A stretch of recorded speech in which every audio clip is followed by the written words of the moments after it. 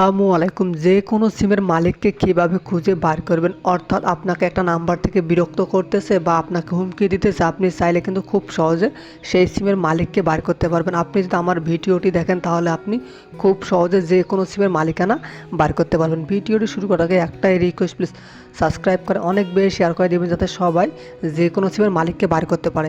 বার করার জন্য প্রথমে আপনি আপনার ফোনে যে গুগল ক্রোম আছে এখানে চলে আসবেন।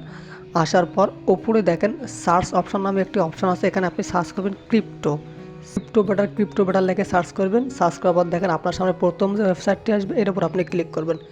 ক্লিক করার পর একটু অপেক্ষা করবেন, তারপর একটু নিচের দিকে যাবেন।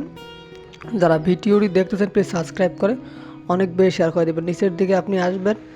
নিচের দিকে আসার পর এখানে একটা আপনি ইন্টার নামে একটি অপশন পাবেন, বাট এখন এটা দেখাইতেছে না, বাট আর একটা ওয়েবসাইট আমি আপনাদেরকে দেখাইতেছি। আপনি এখানে লিখবেন মোবাইল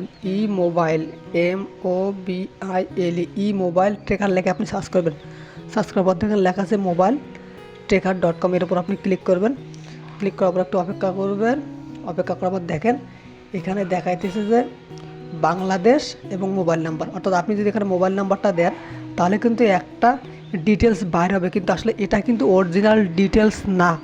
অর্থাৎ আপনি কিন্তু কোনো সিমের মালিকানাকে বাইর করতে পারবেন না। আপনি যে ইউটিউবে ভিডিওগুলো দেখেন কিংবা ফেসবুকে যে ভিডিওগুলো দেখেন, মনে করবেন যে এই ভিডিওগুলো ফেক ভিডিও, কারণ আপনি কোনো সিমের মালিকানাকে বাইর করতে পারবেন না। এটা সরকার থেকে অনুমোদিত না। অর্থাৎ আপনি যেই সিম কিনছেন বা যেই সিম আপনাকে ডিস্টার্ব করে, এটা বাইর করতে গেলে আপনাকে অবশ্যই সেই সিমের কাস্টমার কেয়ারের সঙ্গে কথা বলতে হবে, হেড অফিসের সঙ্গে কথা বলতে হবে, এবং আইনশৃঙ্খলা বাহিনীকে আপনি সেই নাম্বারটা দিলে তারা আপনাকে খুব সহজে সেই ব্যক্তির পরিচয় বার করে দিতে পারবে।